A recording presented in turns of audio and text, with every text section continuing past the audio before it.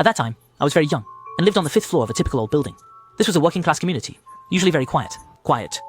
Not much happened. I remember a man in his 30s lived on the 1st floor of our building, always wearing a dirty tank top and never shaving.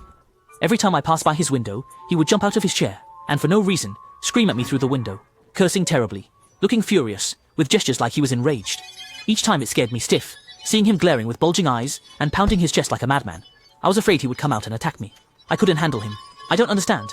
I was just a child. How could I have a grudge against him? Or maybe he had something wrong in his head, and simply hated kids. But then one day, that man disappeared, and there was no one by the 1st floor window behaving like a madman and harassing me anymore. I was quite relieved, as I no longer had to be on edge when going out, so I didn't think about it for a long time. Until much later, I happened to mention to my parents about the childhood trauma I experienced. You were that terrifying crazy uncle, and they told me that man seemed to have been murdered. During the last few times I saw him, something shocking happened in the town. A lot of body parts suddenly appeared scattered in various corners of the town, only a short distance apart, very far. Those body parts all belonged to the same man.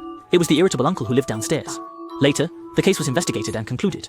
It turned out that the uncle's wife, in order to get his house and property, conspired with his brother to murder him. And that woman's brother was also a mentally unstable weirdo. Obviously, he was the one who dismembered the body and scattered the parts everywhere. But the main culprit should be that vengeful wife. And in order to escape punishment, that woman actually blamed the whole incident on her own brother. So until now, the man who was betrayed by his own sister is still locked up in a strict, cold, dark prison cell.